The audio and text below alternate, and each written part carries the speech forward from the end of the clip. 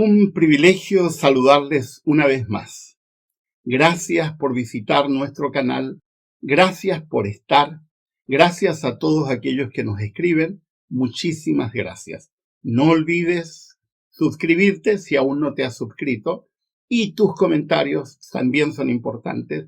Contestamos todos los comentarios que nos hacen con el fin de intentar llegar a la mayor parte posible de personas. No contestamos todas las preguntas porque algunas son muy extensas y procuramos en algunos programas, ya sea de cápsulas de ecología emocional o cápsulas de matrimonio y pareja o algunos otros de los programas que hacemos, contestar las preguntas que nos van haciendo. Pero no dejen de preguntar porque siempre intentaremos ayudar a contestar las preguntas y esas preguntas nos sirven de retroalimentación para lo que realizamos en nuestro canal. Este es un canal donde procuramos hacer reflexiones, donde procuramos enseñar, donde procuramos instruir sobre cosas que habitualmente no se hacen porque no tenemos tiempo, porque no hay gente que se dedique, y yo intento, en la medida de lo posible, todas las semanas, dar un mensaje bíblico que ayude a reflexionar más allá de lo que habitualmente hacemos. Hoy día vamos a estudiar una sección del Evangelio de Lucas. Para quienes no saben, Lucas es uno de los dos, algunos dicen tres, escritores del Nuevo Testamento no judíos. Lucas es macedónico, es decir, de la parte de Grecia, que antiguamente era de Grecia, pero luego se independizó, sé que su idioma original es griego. El otro escritor no judío es Juan Marcos, que es de origen romanos, aunque se llama Juan Marcos, lo cual hace suponer que probablemente su madre era judía. Y el siguiente personaje o escritor no judío es probablemente Priscila, quien redactó el libro de Hebreos, que son las ideas de Pablo, pero redactadas por ella. En el caso de Lucas, Lucas es médico, pero no vayan a creer que es un médico a la usanza de la medicina contemporánea, porque eso es un anacronismo. Suponer que médico de hoy es igual a médico de esa época, no.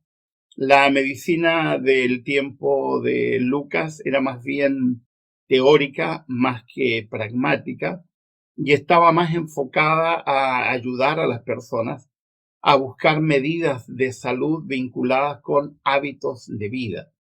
Se recurrían a algunas instancias medio esotéricas, se le asignaban algunos elementos de tipo místico a algunas plantas, no se comprendía cómo funcionaba la salud mental, así que normalmente se calificaba de algo extraño que ocurre al interior de las personas, que lamentablemente fue traducido como demonio, cuando en realidad es daimon, que en griego significa mundo interior, algo de adentro. Es una manera de explicar, no sé lo que le pasa algo adentro, etc. Ahora, es típico del Evangelio de Lucas que Lucas cite muchos casos de enfermos sanados, de muchos enfermos que recurrieron a Jesús. Obviamente, porque es parte de la preocupación vital que él tiene como médico y como una persona ocupada de la salud de otras personas. Los judíos no tenían médicos. En el mundo judío no se practicaba la medicina, en parte porque se había introducido un mito falso que procedía de tiempos de Miriam, la hermana de Moisés, de que las enfermedades eran provocadas por Dios.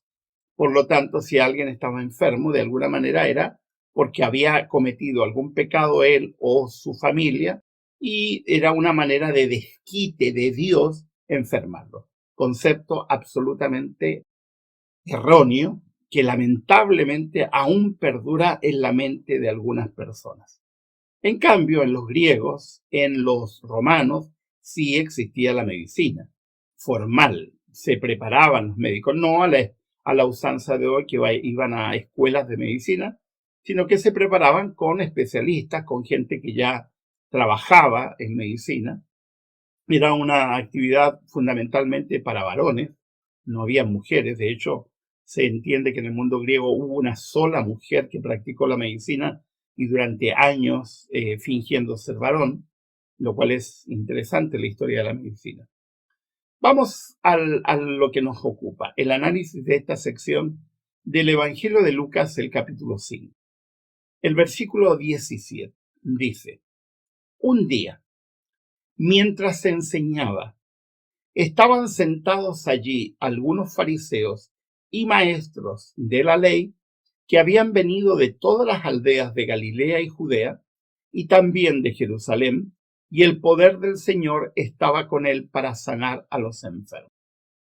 No nos está diciendo en qué día, solamente nos dice un día, mientras Jesús se enseñaba. Ahí vamos a detenernos un instante. La gente dice Jesús predicaba. La palabra predicación no era una palabra hebrea, no era un concepto que los hebreos entendieran. El concepto sermón, predicación, fue introducido después del siglo IV. Antes se entendían que habían solo maestros y gente que enseñaba. En el caso de los sofistas griegos, que son mencionados por Sócrates en los libros de Platón, era una cosa distinta. Eran gente que abusaba de la oratoria para poder convencer, pero eso era una herramienta que usaban especialmente los abogados o los políticos. Pero en general no existía el concepto sermón. Ese es un concepto muy posterior a Jesucristo. Así que cuando la Biblia, los traductores ponen el sermón de la montaña, etc., eso es falso. Lo que había en Jesús era enseñanza. De hecho, Jesús era reconocido como maestro, pero tampoco el estilo de maestro que conocemos hoy de alguien que da un discurso delante de un grupo de personas, es decir, una conferencia. No, Jesús enseñaba fundamentalmente con situaciones concretas, con metáforas, con parábolas, pero fundamentalmente se dedicaba al grupo de la gente que lo seguía, que eran más o menos 70 personas, donde había un grupo dentro de ese grupo que era más especial, que eran los 12, que fueron elegidos por símbolo de las tribus de Israel. Y Jesús se dedicaba fundamentalmente a enseñar, por eso que lo llamaban rabí, que significa maestro, o el que forma.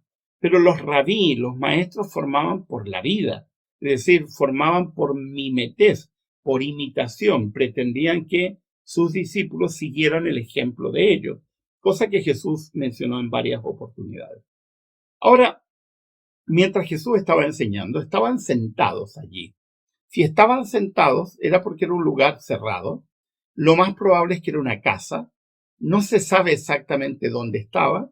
Lo más probable es que fuera en Capernaum, que era el lugar donde Jesús pasaba la mayor parte del tiempo cuando no estaba en peregrinación con sus discípulos.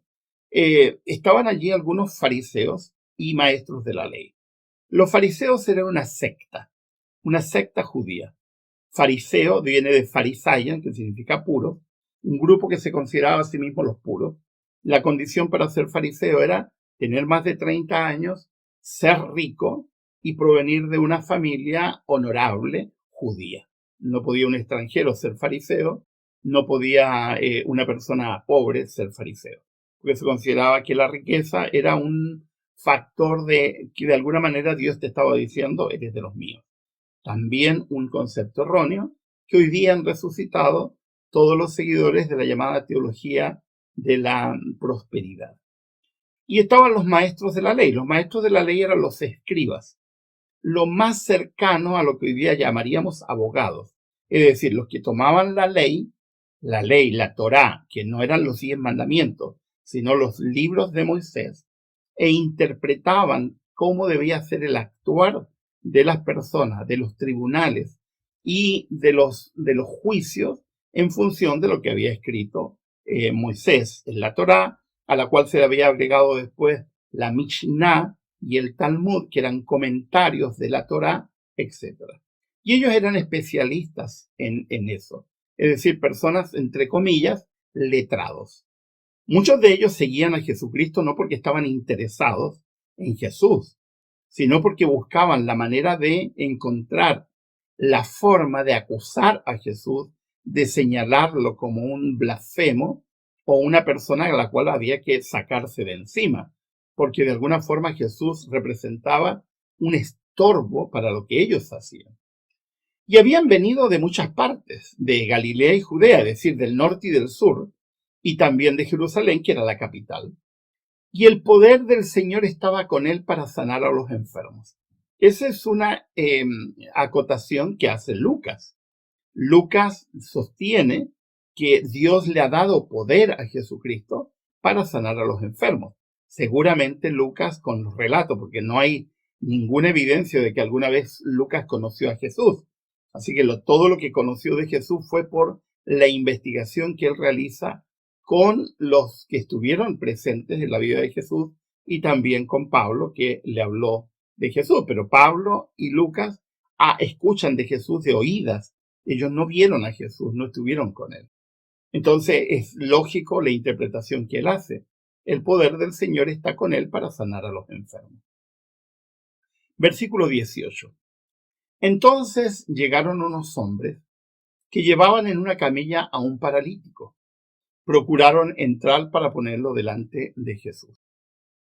Detengámonos un momento allí para entender. Tiene que ser, si van a llevar a una persona paralítica, tienen que ser al menos 4. Si lo llevan en una camilla, difícilmente podrían llevarlo 2. Segundo, el paralítico es una expresión muy amplia. Puede ser una cantidad enorme de enfermedades posibles. Lo que se sabe es que la persona no puede caminar, pero las razones para no caminar pueden ser muchas. Puede tener problemas en la columna, puede tener problemas articulares, puede tener artritis, puede tener algún tipo de parálisis, puede tener algún problema de tipo motor, puede haber nacido con espina bífida o alguna otra cosa. No sabemos absolutamente nada, porque la palabra paralítico no describía una enfermedad, describía una condición, es decir, la imposibilidad de las personas de poder moverse, de poder tener acciones motoras normales. Ahora, estaba tan lleno el lugar donde estaba Jesús que procuraban ponerlo delante de Jesús y no podían. Y lo que realizan a continuación es extraordinario. Versículo 19. Pero no pudieron a causa de la multitud. Así que subieron a la azotea y separando las tejas, lo bajaron en la camilla hasta ponerlo en medio de la gente frente a Jesús. Ahora, tenemos que describir un poco cómo eran las casas de Israel. Las casas de Israel eran generalmente cuadradas o tenían una estructura rígida, no tenían caídas de agua, no era lo habitual. Y la azotea, digamos, había escaleras que se hacían siempre en la orilla de las casas. La azotea era usada, se ponían enramadas, era usada para dormir en el verano, porque las temperaturas del verano bordeaban en torno a los 50 grados, así que estar dentro de las casas en verano era prácticamente imposible, porque el calor era insoportable, aunque solían hacer las casas altas para poder un poco capear el calor, pero la gente solía hacer su vida fuera de la casa y generalmente en la azotea. La azotea era la Biblia lo llama aposento alto, la azotea. Era un espacio, un techo, donde se ocupaba para comer, se ocupaba para dormir, se ocupaba para descansar. Generalmente tenía una protección con ramas, generalmente ramas sacadas de las palmeras, que servía de sombra y sin ventanas, es decir, para que pasara el aire y pudieran las personas tener algún poco de descanso. Imagínense poder descansar con temperaturas tan altas como 50 grados. Es en zona desértica, es muy difícil. Ahora ellos suben hasta la azotea. No se les ocurrió otra cosa. Ahora, seguramente Jesús está no adentro, sino en una parte entre adentro y fuera, digamos, una parte donde está cerca de una puerta o cerca de una ventana para que la gente que está fuera en el patio, porque las casas tenían una especie de patio como existe hoy día actualmente en los países árabes, una especie de patio adelante de las casas, estaba cercado, y seguramente eso estaba lleno de gente y la gente intentaba escuchar a Jesús. Ahora ellos comienzan a sacar no las tejas, porque las tejas no existían. En Israel no hubo tejas. Las tejas son muy posteriores. Lo que ellos sacaron fueron los ladrillos, que tampoco eran ladrillos al estilo nuestro, eran una especie de ladrillo un poco más delgado que los utilizaban para hacer una base para poder construir el techo. Y comenzaron a sacarlo, es decir, lo destruyeron. Lo destruyeron.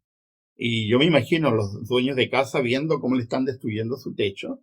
Y de pronto es impresionante, la gente seguramente empezó a moverse porque al ir sacando esos ladrillos del techo, seguramente empezó a caer polvo y empezó a caer algún tipo de material como rocas o alguna cosa a la gente que seguramente fue alejándose. Y luego, sin más, toman al paralítico amarrado y lo bajan, interrumpiendo totalmente la enseñanza de Jesús. Ahora, es interesante la reacción de Jesús. En el versículo 20 dice, al ver la fe de ellos, no la fe del paralítico, la fe de ellos, es decir, la confianza que tenían ellos. Seguramente, no lo dice el texto, pero seguramente fueron gritándole, Jesús, sánalo, Jesús, haz algo. Seguramente habían visto algún otro milagro de Jesús o habían escuchado de Jesús. Ahora son amigos, no son probablemente algún familiar, pero son personas que de alguna manera creen que Jesús puede hacer algo. Al ver la fe de ellos, Jesús no habla de sanidad. Jesús da un vuelco, un giro. Dice, al ver la fe de ellos, Jesús dice, amigo, tus pecados quedan perdonados. O sea, la fe de ellos, pero se dirige al paralítico. Tus pecados te son perdonados. ¿Por qué? ¿Por qué Jesús va por esta línea de pensamiento? Muy fácil, porque se consideraba que la enfermedad era producto del pecado y se consideraba que la enfermedad era producto o de él, la persona que estaba enferma, de pecados de él o de pecados de familiares. Así que la lógica de Jesucristo es muy simple. Tus pecados te son perdonados, es decir, vas a quedar libre de toda consecuencia. Ahora, ahí reaccionan los fariseos y los escribas. Versículo 21. Los fariseos y los maestros de la ley comenzaron a pensar, y ni siquiera hablaron, comenzaron a pensar, ¿quién es este que dice blasfemias? ¿Quién puede perdonar pecados si no solo Dios? O sea, en su mente empezó un barullo. ¿Qué se cree este? ¿Cómo va a perdonar pecados si eso es un atributo que le pertenece solo a Dios? Nadie más. Versículo 22. Pero Jesús supo, ¿cómo? No tengo idea. Probablemente les dio las caras y intuyó lo que estaban pensando. Jesús supo lo que estaban pensando y les dijo, ¿por qué razonan así? Y yo me imagino los escribas y los fariseos poniendo una cara de sorpresa y que sabe este que estamos pensando nosotros. Pero Jesús le dice, ¿por qué razonan así? ¿Qué es más fácil decir? Dice Jesús. ¿Tus pecados quedan perdonados? O levántate y anda. Ellos están mutis, no responden, porque en cualquiera de las cosas que respondan están en problemas. Si les dice, es más fácil decir tus pecados quedan perdonados, entonces admiten que Jesús tiene poder para perdonar pecados. Y si dicen, levántate y anda, admiten que Jesús tiene poder para sanar. En ambos casos sería admitir algo que no están dispuestos a admitir, por lo tanto lo que hacen es callarse. Y Jesús continúa, sabiendo que no van a responder. Pues para que sepan que el Hijo del Hombre tiene autoridad en la tierra para perdonar pecados, se dirigió entonces al paralítico. A ti te digo, levántate, toma tu camilla y vete a tu casa. Ahora esto es sorprendente. Sorprendente porque Jesús no se acerca, Jesús no lo toca, Jesús no hace una oración de sanidad como suelen hacer algunos especuladores de la oración. Jesús no hace nada de eso. Jesús no hace nada de eso. Desafía a los fariseos y a los escribas diciéndole, tengo autoridad para perdonar pecados. Es decir, tengo autoridad para decirle a la gente, eres sano. No tiene nada que ver el pecado, eres sano. Y le dice al hombre, levántate. Ahora, ¿qué pasó en las extremidades del hombre? ¿Cómo sintió que estaba sano? No sé. Esto es imaginación. Yo me imagino que de pronto sintió sensaciones en sus piernas, porque los paralíticos o las personas que pierden la capacidad de movilidad generalmente pierden la sensibilidad en sus extremidades y probablemente, estoy imaginando, el hombre empieza a sentir sus piernas, o a veces he pensado, viene una descarga eléctrica donde el hombre siente que sus piernas se pueden mover, o instantáneamente, a lo mejor al escuchar a Jesús, movió las piernas. No sé. Lo único que sé es que en el versículo 25 dice, al instante. Es decir, terminada la frase Jesús, al instante se levantó a la vista de todos. Tomó la camilla en que había estado acostado y se fue a su casa alabando a Dios. No tengo idea si se acercó a Jesús para agradecerle o para abrazarlo, no tengo idea. A mí me encanta una película que se llama Jesús según Mateo, donde cuando sucede esto, o en otro caso de una persona sanada, Jesús se pone a saltar junto con el hombre y a abrazarse y a reírse. Ese es Jesús, el que a mí me encanta, no el que han inventado las religiones, no el Jesús que han inventado las religiones, que me parece absurdo. Seguramente el hombre se puso a saltar, a alabar a nadie. Nadie está paralítico y de pronto está sano y dice, hoy estoy sano. No, la gente va a gritar, va a saltar. Yo me imagino a este hombre saltando, gloria a Dios, acercándose a Jesús, riéndose, contento, y la gente estupefacta.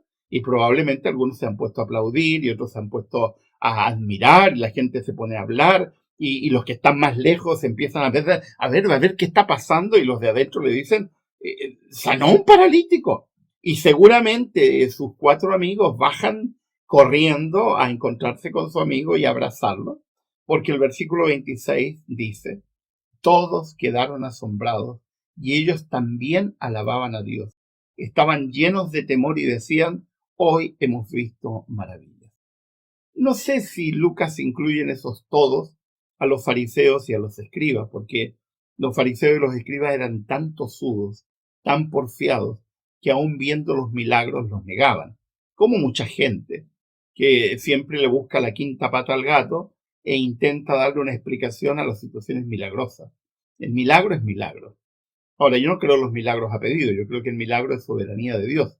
No obstante, creo que cuando Dios decide actuar, lo va a hacer en un momento en que Dios considera pertinente, cuando se produce un elemento donde la justicia, donde todo está equiparado, etc. Todos quedaron asombrados. ¿Cómo quedarían ustedes? También asombrados. Estas son algunas de las personas que yo quiero conocer cuando venga Jesucristo. Hablar con este paralítico, ¿cómo te sentiste? ¿Qué sentiste? Porque la historia se pierde, no sabemos qué pasó con él. No sabemos nada, como de una cantidad enorme de gente que los escritores bíblicos no se dedican a hacer un rastreo de ellos. Así que no tenemos idea. Hay algunas tradiciones o algunas leyendas sobre qué ocurrió con este paralítico y otros, pero no le podemos dar mucha fe porque son leyendas, no sabemos exactamente. Pero lo que sí sabemos es que alababan a Dios, estaban maravillados por lo que Jesús hacía. Ahora es impresionante lo que obra la fe. Y yo quiero centrarme en un elemento que tiene que ver exclusivamente con la manera como interactuamos con la enfermedad por una parte y con Dios por otra parte. Solemos tomar estas historias y creer que tienen que cumplirse tal cual hoy, lo cual es un error. Tuve un diálogo que tuve con mi hermano. Mi hermano enfermó de cáncer a los 30 años, un cáncer a la médula tremendamente agresivo, y murió en forma muy, muy, muy difícil. Aún recuerdo con dolor la enfermedad de mi hermano y verlo sufrir. Mi hermano quedó ciego de un ojo, quedó sordo, quedó inmovilizado, prácticamente paralítico, a consecuencia de su cáncer a la médula, que es un cáncer muy invasivo, la médula espinal, que controla prácticamente todo el sistema parasimpático y simpático de nuestro cuerpo y todo el sistema nervioso de nuestro cuerpo. Así que cuando el cáncer invade la médula, prácticamente invade todo el cuerpo. Ahora, alguna vez mi hermano me tiró así literalmente esta historia, diciendo, y si Jesús hizo esos milagros, ¿por qué no hace un milagro conmigo? Y esa pregunta me la han hecho muchas veces, y esa pregunta me ha enfrentado muchas veces. Y yo tuve que contestarle a Joel, mi hermano, no tengo idea. No tengo idea, porque no tengo idea. Lo que sí sé es que cuando Dios obra milagros, los obra por soberanía de Él. Porque ¿cuántos paralíticos había en Israel? ¿Y cuántos fueron sanados? No todos, no todos. No tenemos una cuenta de cuántos fueron sanados. Eh, Fueron sanados muchos, pero no sabemos cuántos. Ahora, lo que impresiona aquí es que Jesús decide dar una lección, un poco por la fe de los amigos, pero otro poco por el tipo de público que tiene. Darles una lección y decirles, la enfermedad no tiene nada que ver con el pecado.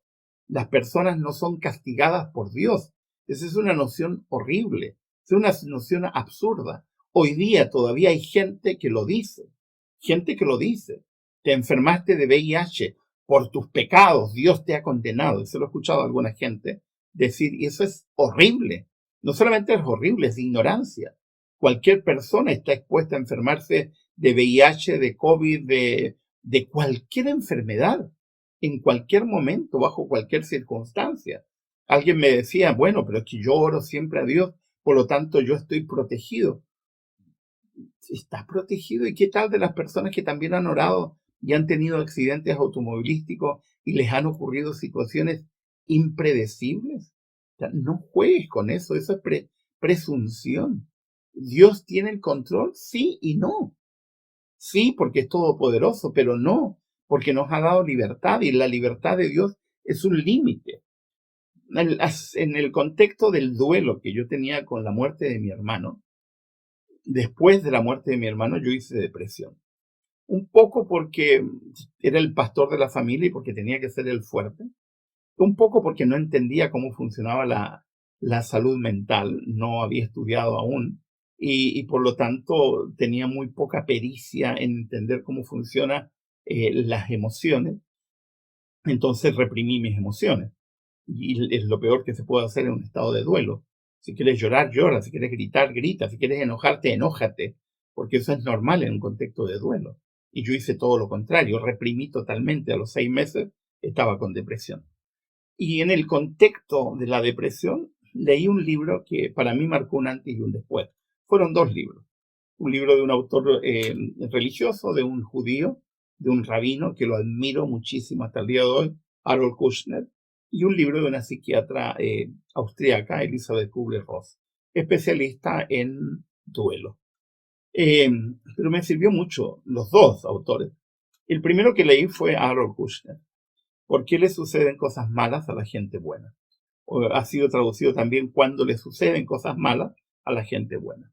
Y donde él cuenta la enfermedad de su hijo, que es una enfermedad muy trágica, un niño de 12, 13 años, no estoy seguro la edad exacta, pero un niño donde se enferma de una enfermedad que va paulatinamente destruyendo los músculos y va paulatinamente muriéndose, lo cual es desgarrador ver cómo tu hijo paulatinamente se va muriendo, que es lo que experimentamos nosotros con mi hermano, que lo vimos ir apagándose poco a poco en un proceso que duró 6 meses, poco a poco. Fue muy doloroso verlo. De hecho, cuando murió, literalmente, todos decíamos menos mal. Todos decíamos menos mal que se murió. De hecho, fue la primera reacción que tuvo mi madre, porque fue la sensación de menos mal, porque va a descansar, porque lo vimos sufrir, El cáncer es horrible y no se lo deseo a nadie, ni a mi peor enemigo, no se lo deseo, porque es algo horrible. Ahora, ¿cómo obra Dios? En algunas ocasiones hace este tipo de milagros. Milagros, como sanar a un paralítico, como resucitar a un muerto, como sanar a alguien como el siervo del centurión a la distancia, etc. Y en otras ocasiones no actúa, aparentemente. ¿Y por qué? Por un misterio.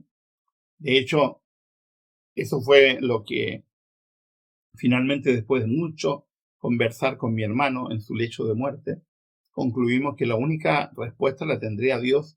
Así que cuando hemos hecho un pacto, que cuando venga la resurrección, él y yo iremos a hablar con Jesucristo a pedirle explicaciones. Y habrá una explicación. No es que no habrá, sí habrá. Y podremos conversar y podremos entender lo que en ese momento no lográbamos entender y lo que hasta el día de hoy yo no logro entender. Pretender entender misterios es absurdo, es hasta presuntuoso. Lo que sí sé es que el milagro ocurre cuando Dios elige que ocurra. Y lo que tenemos que hacer es confiar. Confiar. Se produzca el milagro o no se produzca el milagro. Si se produce, terminaremos como esta persona, asombrado. Yo he visto milagros en mi vida y en la vida de otras personas. Y he visto algunas situaciones donde no se ha producido nada, como en el caso de el cáncer y la muerte de mi hermano. No se produjo. O como la muerte de mi padre, que fue muy dramática, pero también yo creo que ahí fue por consecuencia del estilo de vida que él llevó. A diferencia de mi hermano, que era un deportista de élite, que se cuidó muchísimo, muchísimo, muchísimo en lo que comía, en lo que bebía, en sus horarios de vida, etc. E igual le ocurrió. ¿Qué es lo maravilloso de esta historia? Dios tiene poder. Jesús tiene poder. Tienes que confiar en Él.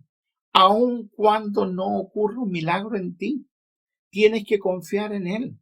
Porque los cristianos no estamos exentos de que nos ocurran cosas malas. ¿Por qué tendría que no pasarte algo malo a ti porque eres cristiano? ¿Por qué no? El otro día tuve una conversación con alguien que amo mucho y le decía, el hecho de que tú sanes no significa necesariamente que te has sanado porque Dios obró en ti, porque si lo dices de esa forma, estás condenando a otras personas que no se sanan a pensar que Dios no ha obrado en ellos. Y no es así como funciona. En el libro de Harold Kushner aprendí de que hay cosas que no dependen de Dios, especialmente situaciones que tienen que ver con decisiones nuestras, con factores misteriosos que no dependen de Dios. ¿Qué es lo que tenemos que hacer? Confiar, confiar, aprender a confiar aun cuando las circunstancias sean tan difíciles que nos sea difícil, valga la redundancia, confiar. Como diría Job, en medio de su enfermedad, yo sé en quién he creído. ¿Sabes tú en quién crees? ¿O tu creencia en Dios o tu confianza en Dios está motivada solo por las circunstancias?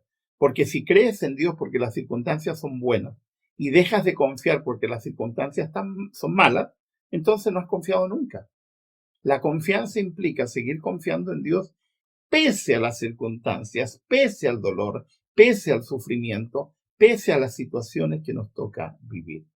Que Dios les bendiga, que Dios les acompañe, que su poder y su gracia esté con nosotros para enseñarnos a confiar aun cuando no se produzca el milagro que nosotros desearíamos que se produzca. Un gusto de haberles hablado. Les habló el pastor Miguel Ángel Núñez.